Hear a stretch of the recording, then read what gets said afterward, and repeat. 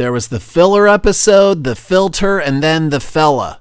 This one, another F word. Gorgeous, baby. You're gorgeous. This is the Josh Podcast Show. The anti-podcast podcast on God and man. The show that everybody's talking about.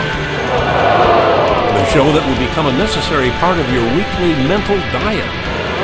The show that picks up where JoshRolfe.com leaves off. The show title that uses the word podcast 4 times.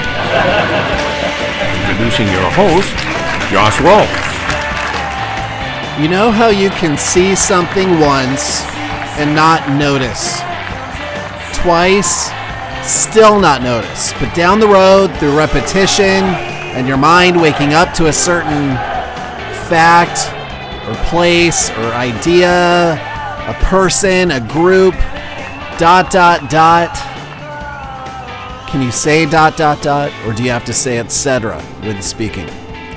When you see this thing over and over and over, your mind registers it. Finally, at some point, it could be after once, it could be 50 times. That's my point. And that thing or person or idea, it starts to click. And you finally notice it. It registers. You've seen it, but then it registers. The thing I'm talking about here in this story is the dump, as in the town dump. From my home here in California, it's less than 10 miles, about 20 minutes away. It's in a place that's a little off the beaten path. It's where all of the trash and yard waste lands, and where it's sorted by humans in my county, I might add, where humans sort my trash. They pick it out. I think they actually dump it out of the bag and sort the glass from the food waste, etc., where it's either recycled or incinerated. In my garage, next to my studio, which is my closet, I have a little area that's reserved for the accumulating hazardous waste like paint or batteries or large broken items that fill up this area or this section of the garage about every 6 to 12 months, closer to 12 months a year or so, to the point where I have to take the seats out of our minivan. I don't have a truck. That would be much more convenient. I have to fill the whole van up with junk and then drive it to the town dump. So a couple of Saturdays ago was one of those days. Our dryer broke. I replaced it. I was very proud of myself. It only took me the entire day to get the thing out, put it in.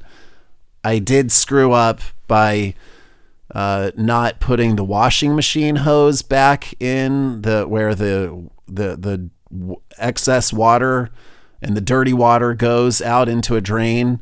So that flooded the laundry room after, which was great. So anyway, but I did a 95% job besides that. And a few months before that, so we've had all these major appliances breaking down. Of course, right when I let our insurance expire that would have covered all this. Anyway, I got a new oven and had to throw away the old oven. So in the garage, I had a dryer, an oven, then I had boxes, I had fluorescent light bulbs, I had some paint, I had a few odds and ends. By the way, you know the long kind of fluorescent light that usually goes up in a ceiling? Well, I've got a closet not this one, that uses those long fluorescent lights, and the garage uses them. I found out why those are hazardous when I dropped one once a couple years ago, and it shattered. It exploded. It had this popping sound, and I'm lucky I'm still alive. So I had the minivan full of junk and trash and boxes and oven and dryer, I squeezed it all in, and I left home at about 4:15 on this Saturday. The dump closed at 5. So once I got there, I had a few different places within the dump that I had to go, and I was really pushing it on time because they said 5 o'clock, they just stopped working. And I would have been stranded with more junk to hold over the weekend or till the next Saturday when I had the next opportunity to go. So when I got there, the first guy, when I arrived, he was about my age. And for anyone not keeping track, I'm 42 years old. And this man was so friendly and so helpful. There's a better word to describe this guy. He was kind. And it was a very brief interaction, but I got this sense that he was genuinely kind. And he pointed me in the right direction. I pulled off to that first stop after I saw him, and there was a guy standing there, and he was about 30 years old, and his job was to stand with a clipboard and check people into his area. He'd fill out my license plate. He directed people to the right boxes where you could dispose of your paint and your other hazardous waste. That was that section. And then I had to drive about like a minute over and stick with me here. Okay. I've got a point to telling you all this. I had to drive over to this general waste area, and it had these huge trash containers, and each container was about like 4 or 5 dumpsters wide. They're the kind that, a truck can just pick up and tow away.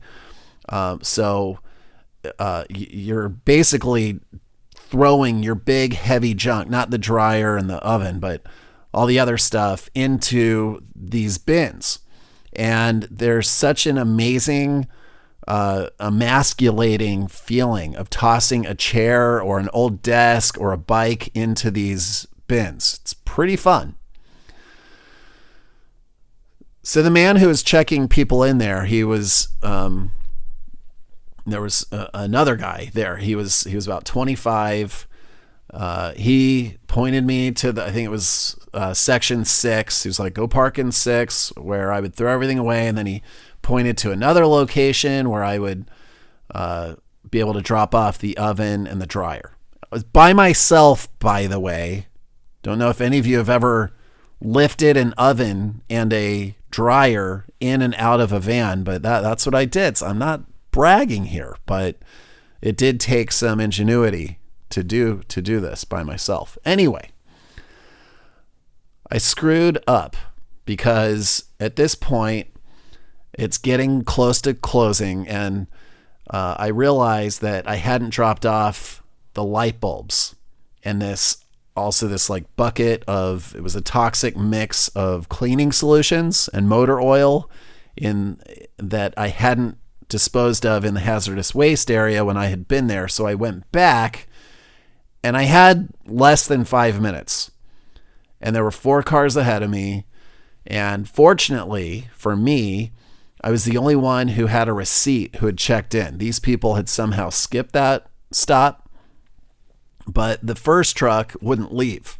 And I could tell that there was some kind of argument going. I think they were saying, why do I need the receipt? Like, all I got to do is just drop this. I just want to throw it in the right bucket. And the second car, so the first finally left. The second car didn't last that long, but looked frustrated. The third was the same. That one, he just stormed off and almost ran into another man around the back. And the fourth person didn't look happy. And these were the customers, right? So I pull up just as the one worker is smiling, and he's almost in shock, but with this pleasant, good attitude. So I told you about the kind person. And then the other guys were really nice too. This worker, he just had a good attitude. And he told the other guy, I could hear him saying, they were in the worst mood, and you don't have to talk to them if they curse at you. And each man working there, I just have to point out that they were perhaps the kindest, most happy, sincere people I had seen in one place in such a short period of time, and they work at the dump. The first time I went to that dump, I had the same experience with the most pleasant and kind employees, but I wasn't connecting the dots. The second time I went, third time, fourth, I've probably been there half a dozen or more times in the 6 years that I've lived here, and I finally noticed how good these people actually were. They work around nothing but unwanted, unused goods. They work around dangerous goods, yet they're so kind and happy, even when surrounded by all of that. Fill in the blank. Fill in the blank. There's a word I'm thinking of. It is a certain F word. That is what they're surrounded by at the town dump. Of all the F words, the one I'm talking about that they're surrounded by at the town dump, it's the one that is the worst F word of all, and that's the one I want to talk about now. You know the one, but it's not the word you and your filthy mind. The English word that I think is the worst, that begins with the letter F. Well, I just said it. And yes, I did say the letter F, but it's not the letter F. The letter F isn't a word, okay? There are only a couple letters that also pass off as words, like A and I, but this F word, the worst F word that isn't that F word, the one you may be thinking of right now, it can be said without needing an explicit label assigned to this episode. The word I'm referring to is the 2-syllable word filthy. Filthy is only an adjective, which sets it apart from the second from the worst F word, which can be used as an adjective but has many creative uses, like as a verb or a noun.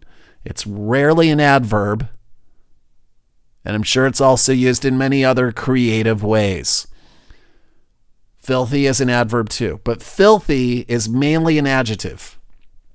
It's a filthy adjective. And I think I just used it as an adverb. The word was used a lot more. If you look it up in Google, you can see that it was used more in the first half of the 19th century than it is today, although its usage is certainly rising after dipping to its lowest point in 1979. There's the filthy adjective, where it means disgustingly dirty. I'm looking at Google right now. Filthy hospital with no sanitation. Obscene and offensive. Filthy language. Off color, raw, earthy, barnyard, risque, explicit. There's the informal use. You filthy beast, used to express one's anger and disgust. There is one that tells of a mood that is either bad-tempered or aggressive. None of these characteristics describe the people at the dump. But back to the word. The word filthy is a despicable, ugly, horribly disgusting word. If you range on the scale from either a casual to a prolific user of the other more famous F word, try to limit your use of this one, or the word, I'll just say it, filthy. It's just a bad word. Try not to say it around your kids, like I sometimes do to describe the disasters they leave on our family floor. The F word is a filthy word. It is the most filthy. If you think of the word a little more, the name Phil is a good name. But how do Phils feel about the word filthy? It'd be like a bad word called Josh-thee. Or if your name is Margaret, Margaret-thee. What if there was a guy named Phil whose middle name was Theodore? His name would be Phil Theodore or Filthy Adore. Filthy Adore. Filthy Adore. Back to the town dump. I think it would be appropriate to call the junk and the trash filth. The stuff of town dumps is the rejected, spent, unwanted, defective, broken, useless waste of humankind. It's everything no longer found useful by humans. It's trash, it's waste, it's debris, and it qualifies under at least one of the many definitions of the word filthy. Think of the other kinds of filth. And this is where we get into morality, because what I find filthy, you may not. The question of whether there are filthy words or filthy deeds, what truly is filth? There's the filth that can be seen. There's filth that can be thought up. There's filth that one creates. There's filth that one can consume in the moral sense or immoral sense. There's also the filth, like the waste at the dump, that occurs naturally. For example, not to be too gross here, but think of this. The excrement that humans and animals create is filth. And where does it go? For humans, it goes into the sewers. The human waste that is all collected into one place. It's the same kind of place that the great author Victor Hugo describes in his Les Mis masterpiece as the intestine of Paris. And in Les Mis, he writes, "The great prodigality of Paris, her marvelous fête, or a festival celebration, her Beaujon folly, her orgy, her full-handed outpouring of gold, her pageant, her luxury, her magnificence is her sewer." And so the main character goes into this, he's trudging through the sewer. It's his low point, morally, mentally, physically. He's there in the sewer and he's in need of redemption. He's in need of cleansing.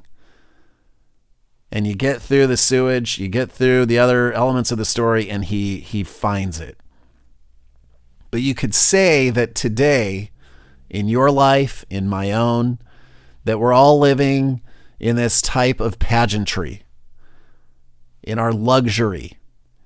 We may not be the wealthiest 1%, but there is a type of luxury that each of us may enjoy in the sense that he describes here, our magnificence, as Hugo would call it, while our waste and our trash and all that we consume and expel from our homes, from our bodies, runs below the ground, in pipes, or above ground, in these tidy little bins we put to the curb on Tuesdays. And in the first world cities and suburbs, like the one I live in, we roam our communities in this cozy comfort, void of trash and sewage and all that might remind us of this other very real reality of life, that we are wasteful creatures that leave excrement in the sewers in what is a true reality. And that reality is the darker side of life that we hide away. And I can imagine if there was a film right now of me living in my luxury or magnificence, my pageant, my ignorance, that I'm enjoying these this ease of modern living, and that the camera in this film of my life might move underground as I'm enjoying all this, and it moves to the sewage, or it might move above ground and kind of hover over this 10-mile distance to that part of town no one dares to go. It's like the desolate place where the trash and the waste piles up, and the people there who are responsible for managing this mess are those who work in the very literal sewer, among the rejected items that are cast out by their fellow humans. And there they are among the waste of society, and they find a way to smile and to be kind and to find the good. So filthy may be a bad word, one of the worst words, but it's not necessarily bad. Filth has its purpose. Filth contrasts with good and with beauty. You have on one hand this filthiness of the world, the kind of filth that is a natural byproduct of our existence, and you have the kind of filth that we create through our choices.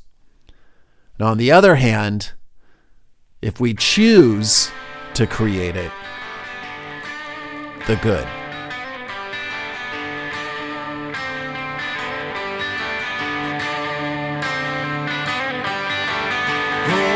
Thank you for listening to the Josh Podcast Show, the anti-podcast podcast on God and man.